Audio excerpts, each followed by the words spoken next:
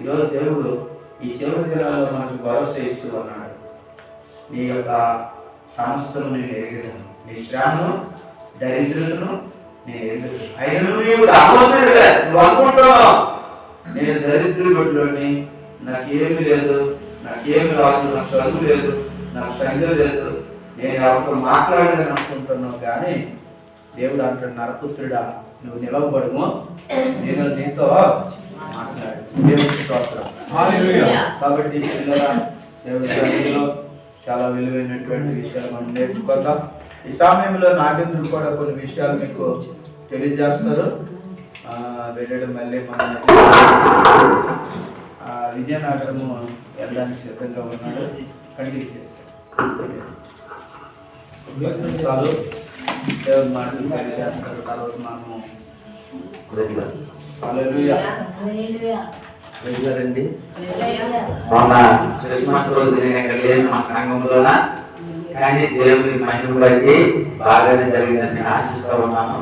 ఈరోజు మనం క్రిస్మస్ వాటిని చెప్పుకుందామా, నూతన సంవత్సరం సిద్ధపాటు చెప్పుకుందామండి. నూతన సంవత్సరానికి సిద్ధపాటు చెప్పమని మా రత్నలో చెప్పారు. నేను ఆ మైండ్లో అయితే 3 రోజులు పెట్టి క్రిస్మస్ గురించి చెప్పాలని ఆలోచన కలిగింది. చెప్పండి.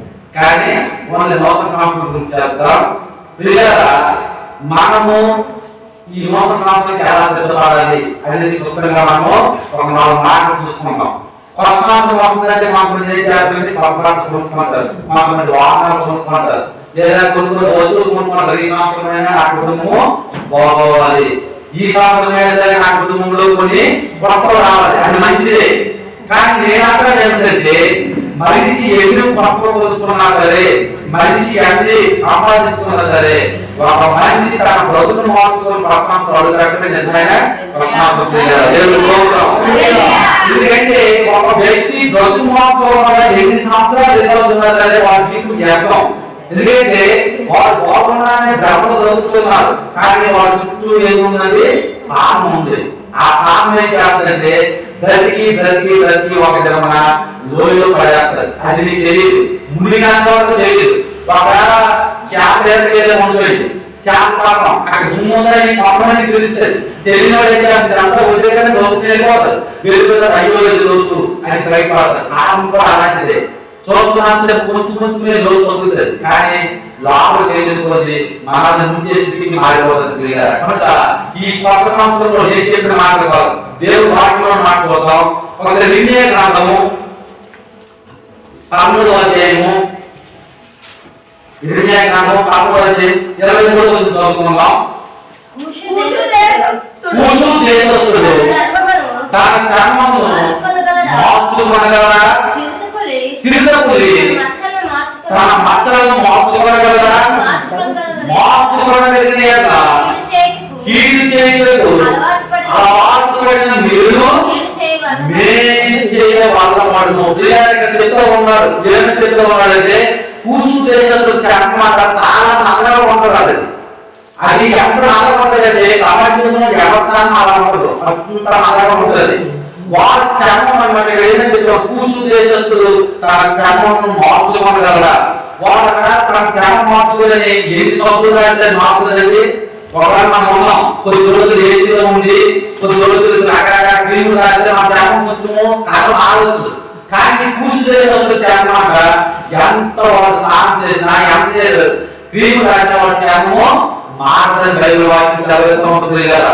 ఎందుకంటే ఒక వ్యక్తి స్వభావ సిద్ధంలో వచ్చిన అలవాటుని కొన్ని మార్చుకోలేదు. వాడు పుట్టేటప్పుడైతే పాపం లేకుండా వాడు బ్రతకాలని ఆశపడతాడు, కానీ వాడు బ్రతుకుపోతే పాపం అనేది వాడి హృదయంలోకి దూరిపోతుంది. దూరిపోయి వాడు ఏం చేస్తారంటే ఎంత నీతిగా బ్రతిగా ఎక్కడో ఒక చోట పాపంలో అడుగువేయడానికి వాడిని సహకరిస్తారు. వాడు స్వభావ సిద్ధంగా నేను నీతిగా బ్రతకాలి, నేను దేవుని ఆరాధించాలి, దేవుని విశ్వాసంగా జీవితాలు అనుకుంటారు, కానీ వాడు అలా ఉండలేదు. కాబట్టి ఇక్కడ భక్తులు చెప్తున్నటువంటి మాట, కూషు దేశస్తుడు తన శ్రమం మార్చుకోగలరా? చిరతపుడు తన తమాత్సరం మార్చుకోగలరా? ఒక పాపి యేసుక్రీస్తుని అక్కడ రక్తంతో కాయకుండా, యేసుక్రీస్తు రక్తంలో తన పాపాన్ని శుద్ధి చేసుకోకుండా ఈ భూమి మీద జీవిస్తున్న ప్రతి మానవుడు తన బ్రతుకుని మార్చుకోలేడు. ఎందుకంటే మనం గమనించాలి, 2025 సంవత్సరంలో మనం బ్రతికి ఉన్నాం. ఎందుకంటే దేవుని మహిమ కొంచెం చూసాం, దేవుని అద్భుతాలు కొంచెం చూసాం, దేవుని చేసిన జీవితం. కానీ 2026 సంవత్సరం దగ్గరికి వచ్చేస్తుంది. 3 రోజుల్లో ఈ సంవత్సరాన్ని మనము వీటితో చెప్తాం, కొత్త సంవత్సరానికి ఆహ్వానిస్తూ ఉన్నాం. కానీ ఇక్కడ చెప్పిన మాట దేవుడంటే మన బ్రతుకును మనకి మార్చుకోమంటున్నాడు. ఎందుకంటే ఒక వ్యక్తి ఎప్పుడైతే తన హృదయంలో నేను మారాలి, మారు మనసు పొందాలి, నా బ్రతుకు మార్చుకోవాలని ఆశపడితే వారి జీవితంలో ఖచ్చితంగా విజయాలు వస్తుంది. మీ అందరికీ తెలిసినటువంటి క్రికెటర్ విరాట్ కోహ్లీ గురించి ఎంతమంది తెలిసిన అందరికీ తెలుసు. మ్యాగ్నం విరాట్ కోహ్లీ గురించి చెప్పాలనుకుంటే ఆయన ఈ యొక్క టీంలో రాకముందు ఆయన వ్యక్తిగత జీవిత పుస్తకం చదివితే మీకు తెలుస్తుంది. ఆయన యొక్క పరిస్థితి ఏంటంటే ఆయన పరిగెట్టలేకపోయేవాడు, చాక్లెట్ విపరీతంగా తీరేసేవాడు, ఆయన వచ్చేసేది. ఆయన అన్నారంట, విరాట్ కోహ్లీ నీవు విజయసగాలు చేరాలంటే, నువ్వు విజయం భరించాలంటే ఏం చేయాలి తెలుసా, నీకు అలవాట్లు మార్చుకోవాలి. నువ్వు పరిగెట్టకపోతే ఒక అన్నిసారి కలిసిపోతున్నావు, కూర్చుండిపోతున్నావు, నీ యొక్క బ్రతుకులు ఆడాలి. నువ్వు రోజున అందరూ నీ ప్రపంచం నేను తలుచుకోవాలంటే నీ బ్రతుకులు మార్చుకోవాలి. నీకు అలవాట్లు తాగా పెట్టాలంటే ఒక కోచ్ మాట విని తర్వాత మొట్టమొదటిగా నాకు ఇష్టమైనది చాక్లెట్. అది తిరిగి ఏమవుతుంది మనకి తిరిగినప్పుడు సంతోషం వస్తుంది. కొద్ది దినం తర్వాత మనిషికి ఊపకాయలు వచ్చేస్తూ ఉంటాయి. దాన్ని విడిచిపెట్టాడు, ఆనంద పరిగెట్టాడు. ఈ రోజు నేటికి ప్రపంచంలో సచిన్ టెండూల్కర్ కూడా భద్రపడలేదు అనేటువంటి స్థాయి ఆయన రికార్డులు కూడా భద్రపడే స్థాయి దిగాడు. కారణం ఏంటో తెలుసా, తన జీవితాన్ని ఒక వ్యక్తి చెప్పడంతో మార్చుకున్నారు. మన జీవితాలు కూడా అదే పరిస్థితిలో ఉంటాయి. ఎన్ని సంవత్సరాలు దేవుడు మనం హెచ్చరిస్తూ ఉన్నారు, సంవత్సరాలు గతించిపోతూ ఉంటాయి, సంవత్సరం వస్తూ ఉంది. మరి బ్రతుకు మార్చుకో, మారు మనసు పొందు, దేవుడిని ఆశీర్వదిస్తాడు. ఇదిగో ఆ పెట్టు, దేవుడిని దర్శిస్తాడని ఎన్నిసార్లు మనకి హెచ్చరించినా మనము లోపడలేకపోతున్నాం. అందుకనే మనము అదే స్థితిలో ఉన్నాం. నువ్వు వెచ్చగాలేమో చల్లగా లేము, స్థితిలో ఉన్నాం. అటు భక్తిగా జీవిస్తూ ఉన్నాము, ఇటు భక్తి హీనులుగా జీవిస్తూ ఉన్నాం. క్రైస్తవులుగా ఆరాధనలో ఉండేటప్పుడు, మందిరంలో ఉండేటప్పుడు ప్రతిరోజుగా ప్రార్థన చేస్తూ ఉన్నాం. ఈ చేతులు ఉన్నాయండి, ఆ యొక్క పాప రోగానికి అలవాటు పడిపోతూ ఉన్నాయి. ఈ వాక్యం వింటున్నప్పుడు ఈ ఉన్న కొద్ది దినములు 3 రోజులు సుమారు ఉంది. ఈ 3 రోజుల్లో మన ఆలోచన ఒకటి రావాలి, నా జీవితంలో మార్పు రావాలి, నేను నా రోగానికి దోష రావాలి. ఆ రోజు మరియకి ఆ యొక్క దాంతో వచ్చేసింది. మరియా అంటే నీవు కుమారుని ఆయన ఏడ్చని పేరు పెట్టుకుంటే ఆవిడ అన్ని మాట తెలుసా, దయాపాత్ర ఉంది నాకు, నేను నీ దోషురాంది సుమన అన్నది. మనకు దేవుని దోషం అవడం తెలియాలి. ఒక వ్యక్తి దేవుని దోషం అవడం అంటే ఏంటో తెలుసా, వాడు ఏ మార్గం అయితే ఇష్టపడుతూ ఉన్నాడు ఆ మార్గం ఇష్టాన్ని దేవుని దోషం అవడం. మనం అనుకుంటాం ఎక్కువగా ప్రార్థన చేస్తే దేవుడు ఇష్టమైపోతాడేమో, ఎక్కువగా మాట్లాడి దేవుడు ఆరాధిస్తే ఆయన సంతోషిస్తాడేమో. ఆ సంతోషం నీకు నాకు మాత్రమే, ఈ సంఘంలో మాత్రమే. నాలో కొంత సంతోషం లేదు. బైబిల్ చెప్తున్న మాట మధ్య సంవత్సరం ఏమైంది, 99 మంది మారు మనసు అక్కలేని వాళ్ళకంటే ఒక్క మారు మనసు కొంత మారు విషయమే మాట్లాడుతూ అత్యంత సంతోషపడుతున్నారని ఇక్కడ మనం అందరం కూర్చున్నాం. మాలో ఒక్క పూట కూర్చొని అయ్యా నా బ్రతుకు మాకు చేసేయ్యా, అయ్యా సంవత్సరాలు గట్టించిపోతున్నాయి, నేను ఇంకా నిశ్చయంగా మిగిలిపోతా ఉన్నాను, అయ్యా నడవడిది బాగలేదు, లోకం దృష్టిలో మంచివాడిని, ఈ యొక్క జన దృష్టిలో మంచివాడిని, కానీ నా హృదయం మోసకరమైనది. అందుకే ఆ యొక్క ఏమంటున్నది, హృదయం అన్నిటికంటే మోసకరమైనది, ఘోరమైన వ్యాధి కలగట. ఈ హృదయం ఏంటంటే మనకు చూస్తే మంచివాడిగా నటిస్తుంది, మనం చూస్తున్నప్పుడు మంచివాడుగా ఉపయోగిస్తారు, కానీ అందులో పాపం తోచుకుంటూ ఉన్నప్పుడు అప్పటిగా మనం 2025 సంవత్సరంలోకి వెళ్ళి మనం 26 సంవత్సరం విడిచిపెట్టి 25 విడిచిపెట్టి 26 అడుగు పెట్టి మనం మొట్టమొదటి మనం ఏం చేయాలి కదా, మన బ్రతుకులు మార్చుకోవాలి. ఇక్కడ వాక్యం చదివేటువంటి కూర్చు దేశస్తుడు అంటే ఎవరా కూర్చు దేశస్తున్నాడు ఎవరికైతే తెలుసా? కూర్చు దేశస్తుడు ఎవరండి? నాలుగు ఎంతమంది కుమారులు? 3 కుమారులు.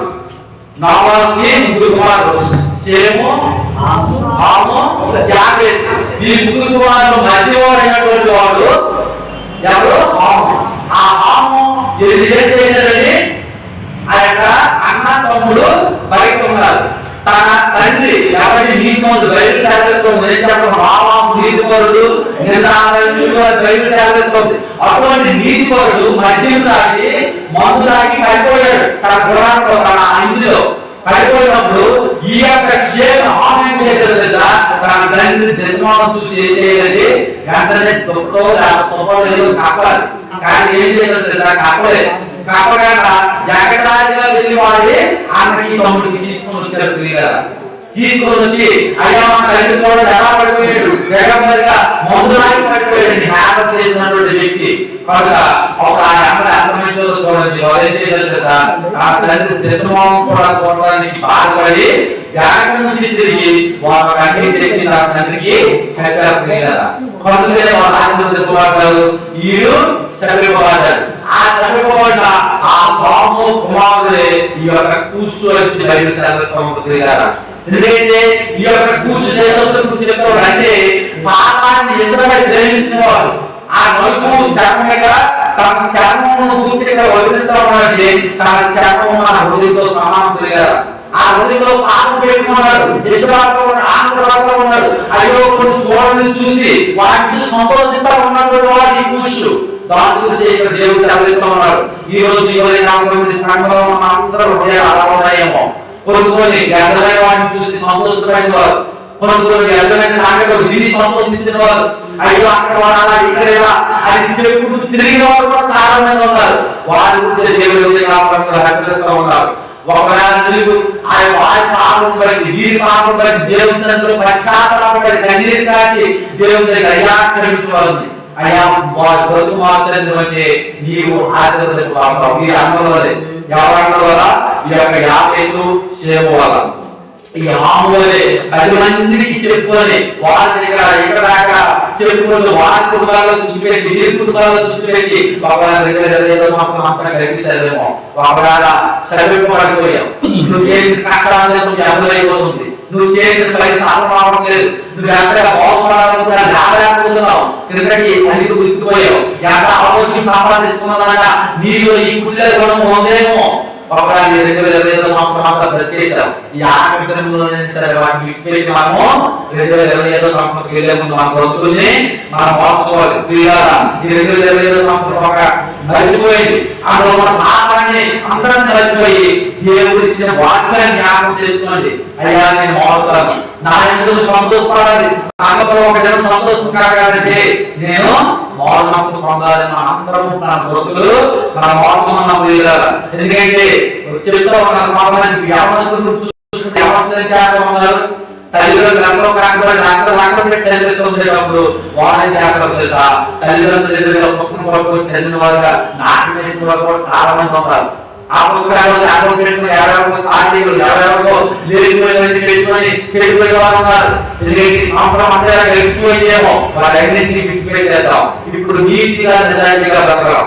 అందుకనే అక్కడ భావాన్ని మాట ఏంటంటే నిందారహితులంట, ఏ పాపము చేయకుండా బ్రతకడానికి ఇష్టమైన వారు, యథార్థవంతులంట, అబద్ధం కూడా ఆడడానికి ఇష్టమైన వారు. అటువంటి రీతిగా దేవుడు మన గురించి 2026 సాక్షి ఇవ్వాలి. ఆ విధంగా సాక్షి ఇవ్వాలంటే మనం ఏం చేయాలి కదా? మన బ్రతుకుని మనము మార్చుకోవాలి. ఇక్కడ మాబాబు గురించి దేవుడు చెప్తా ఉన్నారు, ఇక్కడ కూసు గురించి ఇక్కడ చెప్తా ఉన్నారు. ఎందుకంటే పాము సంతానము బాధ్యత లేని సంతానంగా ఇక్కడ చెప్తా ఉన్నారు. ఆ పాము సంతానంలో వచ్చిన వాడు కూసు ఏమైపోయాడు? తన చర్మం మార్చుకోగలరా అంటే తన బ్రతుకులో మార్చుకోలేదు. ఒక పాపి పాపను ప్రేమించినంత కాదు దేవుడు ఇష్టడు కాలేడు. ఒక పాపి పాపాన్ని ఇష్టపడుతున్నంత కాదు దేవుడు దగ్గర అవ్వలేడు, దేవుడితో సంబంధము పంచుకోలేడు. దేవాది దేవుడు ఆ పాపంలో ఉన్న మనిషి కూడా ఏం చేశాడండి ప్రియులారా? అక్కడ దేవుడు చేయబట్టుకున్నాడు. ఇక్కడ మనిషి చేయబట్టుకోవడానికి క్రిస్మస్ గా మన ముందుకు వచ్చాడు. ఎందుకో తెలుసా? మన బ్రతుకులు మార్చుకోవడానికి. ఆ దేవుడు ఎవరండి? నా వాక్యం చదువుతారు కదా, అక్కడ ఏమైంది? ఆయన ఆరాధించేవాడు ఆత్మతోనూ సత్యముతో ఆరాధించాలి. అంతేకాదు దేవుడు ఆత్మ కనుక ముందు వాక్యం ఉంటుంది మనం చూసుకుంటే. ఎందుకంటే ఆయన ఆత్మస్వరూపి. ఆత్మ దేవుడు అయితే ఆయన చర్మం ఉంటుందా? మనకు వ్యాధాలు ఏం చెప్తాయి? మనకి పెద్దలు కూతురు ఏమని చెప్పారు? పాపోహం పాపకర్మ, అయితే నేను పాపంలో ఉన్నానయ్యా, నన్ను పాపం నుంచి విడిపించు కృపయా, అయితే కృపయా వస్తాయ్యా, కృపయా సంగతి అంటే నేను నా మీద కొంచెం చూపించుకోవా, నేను ఈ పాపం నుంచి బయటపడతాను. అప్పుడు దేవాది దేవుడు 400 సంవత్సరాల మనుషులకి దేవుడికి విరోధం ఏర్పడిపోయింది. మనుషుల్ని హెచ్చరించి తర్వాత సేవకులు పంపించాడు, ప్రవక్తలు పంపించాడు, ఉపదేశకులు పంపించిన వారందరినీ మనుషులు చంపేశారు. అయినప్పటికీ దేవుడి ప్రేమ మన ఎందుకు పోలేదు. అయ్యో నా కుమారుడు ఆయన పాపంలో ఉన్నాడు, వారిని రక్షించాలని ఆయన ఆశపడి భూలోకానికి వచ్చాడు. భూలోకానికి వచ్చినప్పుడు ఆయన ఏమని చెప్పాడు? ఆ మాట చదువుకుంటాం మనం. ఎందుకంటే దేవుడు గ్రామస్వార్థం ఏమని ఉంటుందండి? దేవుడు లోకమును ఎంతో ప్రేమించారంట. ఎందుకంటే పలానా ఊరిని, పలానా వ్యక్తిని, పలానా దేశాన్ని ఆయన ప్రేమించాలనుగా లేదు. ఎందుకంటే ఆయన ప్రేమించింది ఈ లోకాన్ని ప్రేమించాడు. అందుకనే పాపోహం పాప కర్మ అయ్యా పాపాత్మ పాప సమూహ అయ్యా నేను నాతో జీవిస్తూ ఉన్నాను, నేను నాన్న చేస్తూ బ్రతుకులో ఉన్నాను, ఈ పాపం నుంచి నాకు విడుదల కావాలి, నా మీద ప్రభు చూపించమని అడిగాడు మానవుడు. ఎవరు అడిగారండి? అప్పట్లో పండుగ తపస్సు చేసిన వారు, ఆ యొక్క రాజులో తపస్సు చేసిన వారు. అదే జరిగితే అప్పుడు దేవుడు ప్రభు చూపించాడు. ఏమని ప్రభు చూపించాడో తెలుసా? ఆయన మానవుడుగా భూలోకానికి రావడానికి ఇష్టపడ్డాడు. ఎందుకో తెలుసా? నీవు నేను చేసిన పాపాన్ని తీసివేయడానికి. అయితే మానవుడుగా రావడానికి ఇష్టపడిన దేవుడు మనిషిగా రాగలరా? ఆయన ఆత్మగా గాలి ఎక్కడ ఉంటాడు, ఈకలో ఉంటాడు, వారింట్లో ఉంటాడు, అందరిలో ఉంటాడు దేవుడు. అటువంటి దేవుడు మానవుడికి కావాలంటే ఆయన ఒక శరీరం కావాలి, నా మాంసం కావాలి. ఆయన రక్తం చెందించాలంటే ఆయన శరీరం ధరించడానికి ఉండాలి. అందుకనే కన్యగా గర్భమును ఉదయించాలి. స్వార్థం చెప్తా ఉంది. బ్రహ్మపుత్రుడు, కన్యక సుతుడు, మృత్యుంజయుడు చెప్తా ఉంది. కన్యక పుత్రుడు అంట. అంటే ప్రతి మానవుడు పాపం లేకుండా భూమిలో ఎవరు జన్మించలేదు. అటువంటి వ్యక్తి పాపం లేకుండా జన్మించాలి. అలాగే మానవుడు భూమి మీద ప్రతిదీ సాధించాడు. ఒక భూలోకంలో అభిమానించాడు. చంద్రమండలాన్ని కూడా ఈరోజు అక్కడ జీవించడానికి ఉంటారు. కానీ మానవాన్ని మాత్రం జయించలేకపోయాడు. మనకి మృత్యుంజయుడిగా దేవుడు వచ్చాడు. ఆ యొక్క పరలోకం విడిచి నిన్ను నన్ను పాపంలో ఉన్న మనల్ని ప్రేమించి నీ వరకు నా వరకు ఆయన నరలోక మాంసం దాల్చి ఆయన భూలోకానికి వచ్చాడు. ఆ వచ్చినటువంటి దేవుడిని మనం అయ్యో దేవా నీవు నా కొరకు వచ్చావు కదా, అయ్యో దేవా నీవు ఈ పాపంలో మనిషిని ఎంతగా ప్రేమిస్తున్నావని ఏ రోజైనా మనం ఆలోచించామా? ఏ రోజైనా మన బ్రతుకు మార్చుకోవడానికి ఇష్టపడ్డామా? 2025 సంవత్సరం అట్లా ఆ స్థితిలో మనం జీవిస్తే ఆ రకం మాంసం కలిగి వచ్చి దేవుడికి విలువైపోతుంది కదా. ఆయన నిన్ను నన్ను విలువైపోతున్నాడు. తన ప్రాణాన్ని దానంగా ఇచ్చాడు. అందుకే రక్తం పోవాల్సిన అవసరం తనకు ప్రమాదమైన పుణ్య దాన బలియాగం. ఒక మనిషి పాకపోవాలంటే రక్తం చెందించబడాలి. ఆ రక్తం పుణ్యముగా దానముగా అందరికీ పంచాలి. ఆ నచ్చిన వాళ్ళు మాత్రమే మనల్ని పాపం నుంచి విడుదలగలరు. ఈ లోకంలో మనము ఐదుగురు వారి యొక్క ఆధారం వరకు ఉన్నాయి, వారు కూడా రక్తం చెందిస్తూ ఉన్నారు. కోలుకోవడానికి ఆ పాపం నుంచి విడుదలపడడానికి. కానీ ఈ రోజు నీవు నేను చేయవలసింది తెలుసా? మన విరిగిన నలిగిన మనస్సుని, మన విరిగి నలిగిన హృదయాన్ని ఆయనకి మనం సమర్పించుకోవాలి. ఆ విధంగా సమర్పించుకుంటే దేవుడు మనకి ఖచ్చితంగా 2025 సంవత్సరంలో దేవుడు ప్రమాణాలతో ముగించుకుంది. యెషయా గ్రంథము 1వ అధ్యాయము, యెషయా గ్రంథం 1వ అధ్యాయం 27-26 వచనాలు చదువుకుందాం. నా హస్తము నీ మీద పెట్టి క్షారము వేసి నీ హస్తను నిర్మలము చేసి నీలో కలిపిన తగరమంతయు తీసివేసేదను. పిల్లలు ఎక్కడ చెప్తా ఉన్నారు? నా హస్తము నీ మీద వేసి పెట్టి క్షారము వేసి నీ మొత్తం హస్తం అన్ని ఉన్న మురికి అంతా నాకు తీసుకువెళ్తున్నాడు.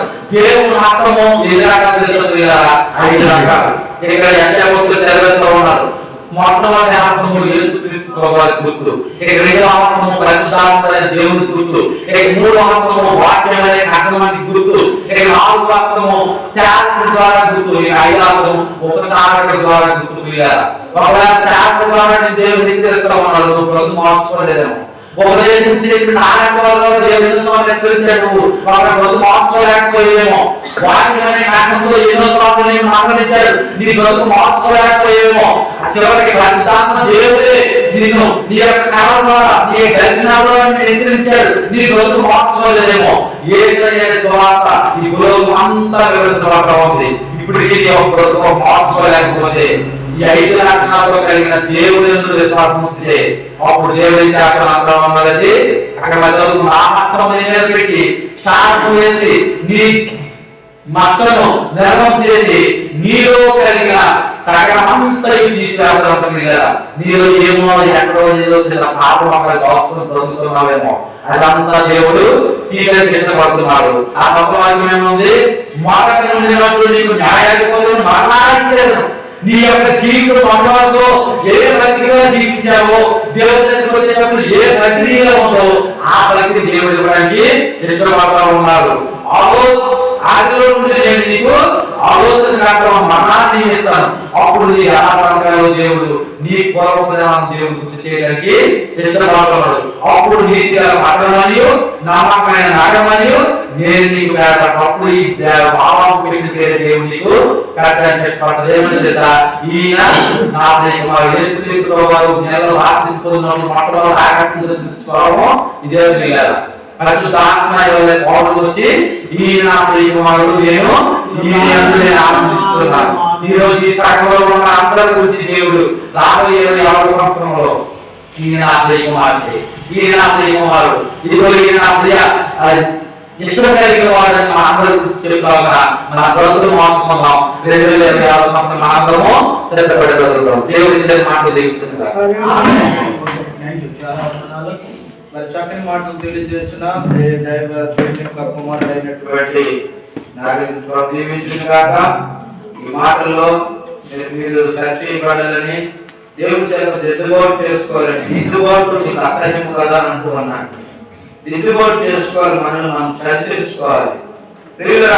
కూర్చు దేశంలో ఉన్నటువంటి ఆ మాటను బట్టి నిజంగా దేవుడు మరి ఆ వ్యక్తిని ఏ విధంగా అయితే మరి జీవితాన్ని మార్చాడు, మరి తన యొక్క పరిస్థితులని అవసరం వెళ్ళాలి రంగులు మార్చుకోవడం చాలా మందికి అలవాటు. వ్యవసాయం వెళ్తే వాళ్ళని అందించారు. కానీ దేవుడు అన్నాడు రంగులు మార్చొద్దు, జీవితం మార్చబడాలని దేవుడు వాక్యం సాగిస్తుంది. కనుక మరి రంగులు మార్చిన ప్రయోజనం లేదు, దానివల్ల ఏమి లాభం లేదు. కానీ దేవుడి కృపను బట్టి జీవితం మారితే యాకోబు జీవితం మారింది కాబట్టి దేవుడు సంతోషించాడు. ఈనాడు మన జీవితం మారి 2025 చివరి సంవత్సరంలో చివరి దినాల్లో ఉన్న రానున్న దినాల్లో దేవుడు 2026 అద్భుతంగా దేవుడు మిమ్మల్ని మీ కుటుంబాన్ని దీవించాలని కోరుకుంటున్నాం. I will restore you to health and heal your wounds. ఇర్మియా గ్రంథం 30:17 దేవుడు చాలిస్తున్నటువంటి మాట. హృదయం అన్నిటికంటే మోసకరమైనది, అది ఘోరమైన వ్యాధి కలిది, దాన్ని గ్రహింపగలవాడు ఎవడు?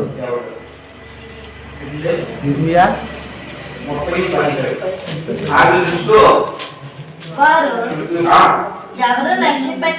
ఎవరు లక్ష్య పెట్టని సియోనుని వెలివేయబడతాను.